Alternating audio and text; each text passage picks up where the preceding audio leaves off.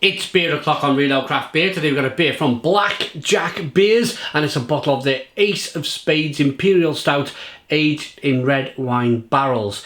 It's from their 2016 range, 330ml, 10% ABV. Look at that for a beer. Black bottle cap. Let's get the beer out into a glass and see what we get. Nice bit of smoke on the opening. Beer in the glass then.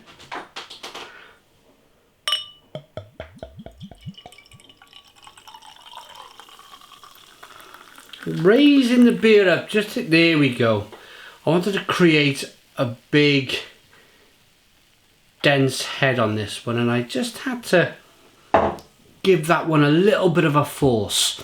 It's a 2-finger tankered head, nice levels of carbonation, jet black beer in the glass, and the head that has developed has stayed. It's right there in the glass, looking lovely. Let's get the aroma. Oh, wow!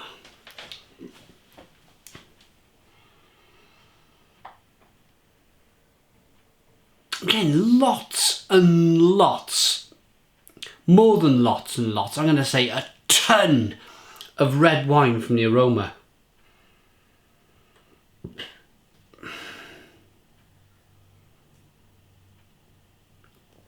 It's not a... It's an oxidized red wine. So it's not a red wine that you would get in a bottle.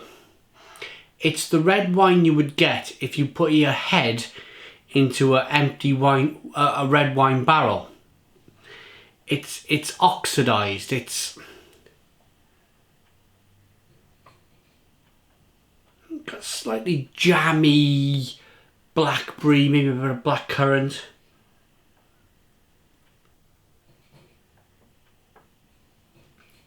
Smells good, smells really good. Chocolate, coffee, caramel coming from the roasted malts. Let's dive in. Cheers everybody.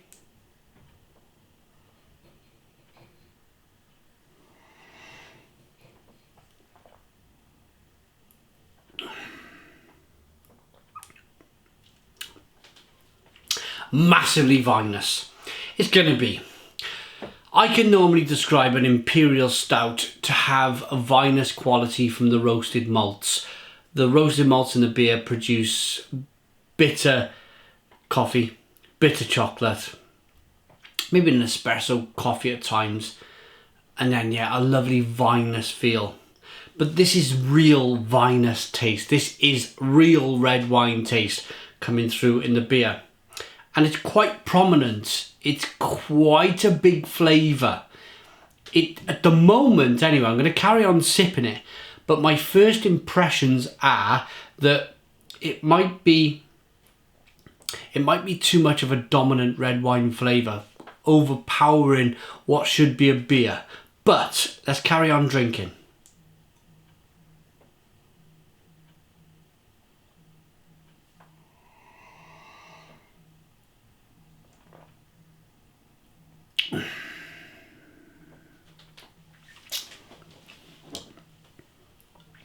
Hopefully it's bottle conditioned. Let's get some of that. No. Bear with me.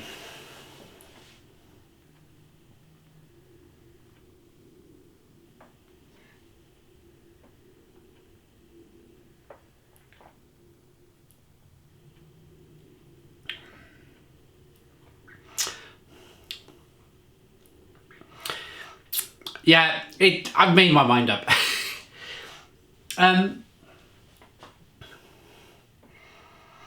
If I wanted a really nice glass of red wine, I'd grab a glass. For me, one more.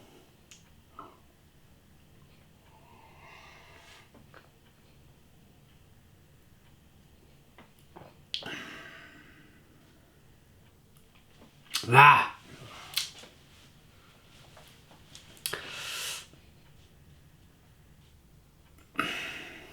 It's all red wine. All red wine. It's that end of the barrel, Stick your head in. All of the wine is oxidized. It's too overpowering. Way too overpowering. Oh, I've had this beer for 4 months, 5 months, maybe even 6 months. I held it for a while. I really wanted to enjoy this one. But to be honest with you, I'm I'm more than a little bit disappointed with this. I think if you put a blindfold on somebody, I think they would say it's a weird red wine.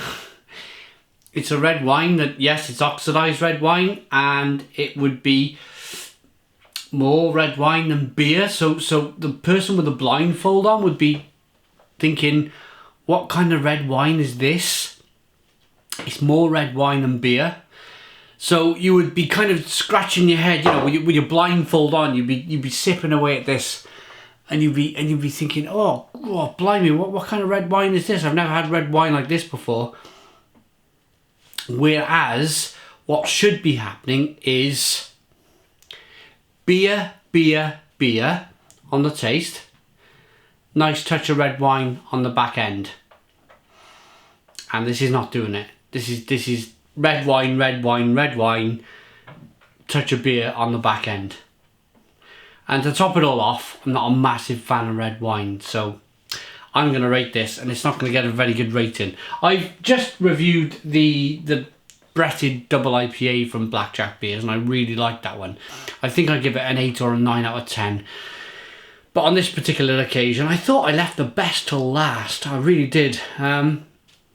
Especially for an Imperial Stout, the roasted malts really should be pulling through. You really should be getting a lot of the kind of chocolate, coffee and caramel. But it's not happening. It's really not happening. And, you know, for the experienced beer drinker out there, some of you guys who watch my channel, you know an Imperial Stout is full of chocolate, coffee, caramel, and it's a dominant flavour. It really is. For a red wine barrel-aged Imperial Stout to be overpowered by red wine is doing some, yeah? You must be thinking, wow, how can it be? But it can be. It's mostly red wine. So my rating,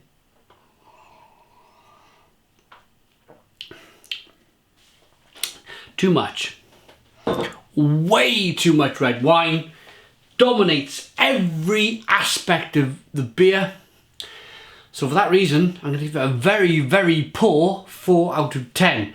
4 out of 10 from Real Ale Craft Beer. Please put your comments in the comments box. Subscribe to our daily beer reviews. Give us a big fat thumbs up. Boom! And cheers.